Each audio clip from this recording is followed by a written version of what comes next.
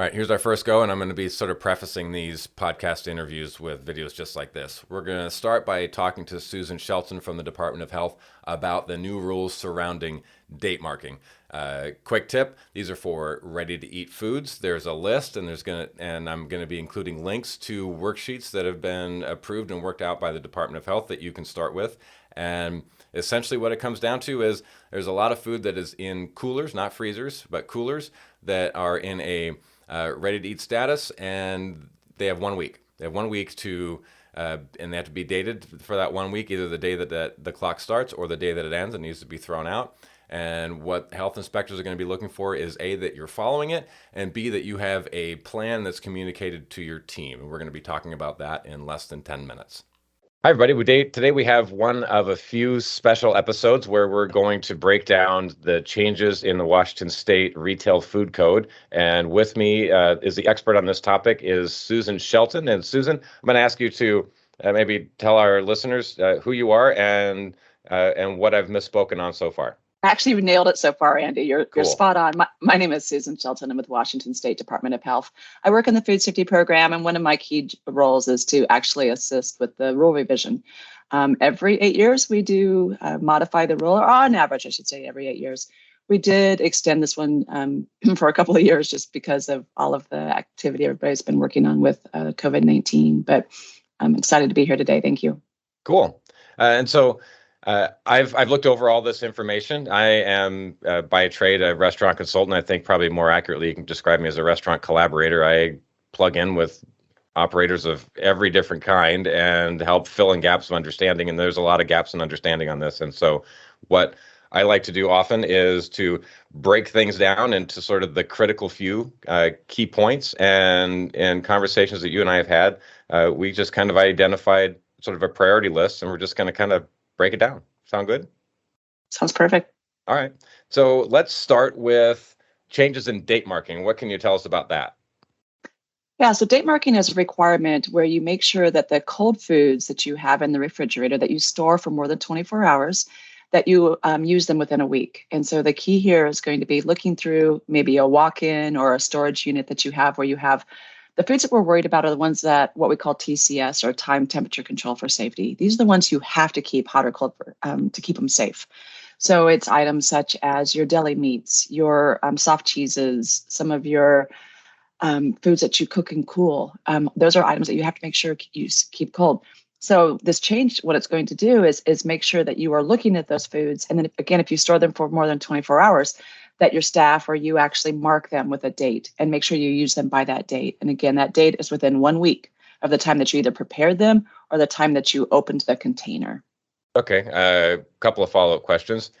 One is, now there has been a terminology change with this, correct? What would we know that as before, and before we're changing to this? Good catch. So those of you that have, been inspected a few times, talked with the health department, maybe gotten your food worker card, we used to call that phrase potentially hazardous foods. And we kind of try to streamline it to where it's really clear about what is hazardous about those foods. So instead of saying potentially hazardous, we're saying time temperature control. And so what that really indicates to us is this is how we keep them safe, by controlling both their time and their temperature. And so you all know these foods in general. Again, it's your dairy, your animal products, the foods that you've been required to keep cold, throughout all the time. So the foods didn't change. What we call them did. So yes, we switched from PHF to TCS. Okay, so the time is, and you already alluded to this, I just want to underscore it. The time is that you are marking it by the date. Now, this is the date of receiving or opening. Can you just kind of dial into that? Because some things I'm going to receive and they're going to be vacuum sealed. Some things, where does the time marking come in? And that's a really key component. So whatever you buy, whatever you get delivered, whatever you receive that's packaged, date marking does not apply until you actually open that package. And so it would be the date that you actually open it. And you can choose whichever one works better for your business. So if you want to if you say today is, let's say it's Wednesday, and you're like, okay, I opened this package on Wednesday, then you could put, Wednesday with, maybe the month and the day. So it's like, okay, Wednesday, the 5th. And then your staff would know that, okay, that means I have to discard it or use it all by next Tuesday.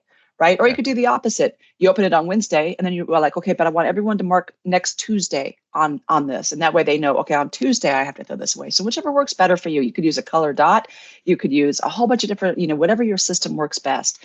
But that's what's really key. It's not when the package is sealed. It is never that. It is only when you've opened that package. Okay, so there's a lot of flexibility, is what I'm hearing. There's a lot of flexibility in how you mark this. That you can mark it the day you got it and the day you're supposed to pull it. Right. The important part is that, and let's be honest, the restaurateurs that are listening to this, I believe that they're all good-natured and sincere, but they also are going to want to know, what am I going to get in trouble for? And so how do I prevent that? And Yeah, that would be show that you have a system and that it is consistent. correct. Okay. And that your staff are trained on it and that you're actually following it, right? So if you have to either use that product or freeze that product within the week, the whole goal is to first in, first out. You want to go through your products, especially the ones in the refrigerator. We have a couple of bacteria, one in particular that can grow in the refrigerator. And that's what we're trying to control here, can make people sick.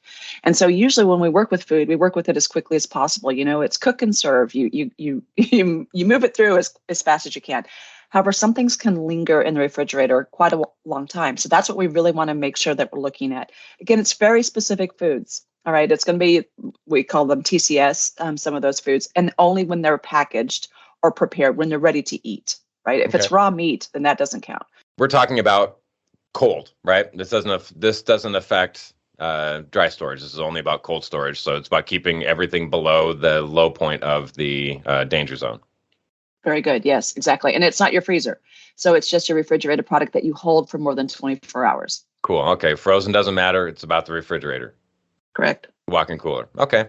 One final thought that I just want to throw into this conversation on date marking is the circumstances with supply chain. For some things, I'm getting what I can when I can, and it's, I hope it lasts a week. And other things, I'm getting surplus because this is an important ingredient. I want to make sure that I have it for a length of time. And so the wrap up on that I'm going to give is just to remind everybody of what we talked about, that it's about when you break that fresh seal, for lack of a better term, that's when you have to start marking it. If you want to hold it in your freezer, you're fine. But when it moves into the walk-in cooler or a refrigerator and you open it, that's when you have to start time temperature controls, correct? Simply when the time control starts. The temperature one starts before that. You have to keep it cold at all times. But yes, for sure, that when the package is opened is when that date marking applies. Cool. I feel like we covered everything on this topic. Yeah.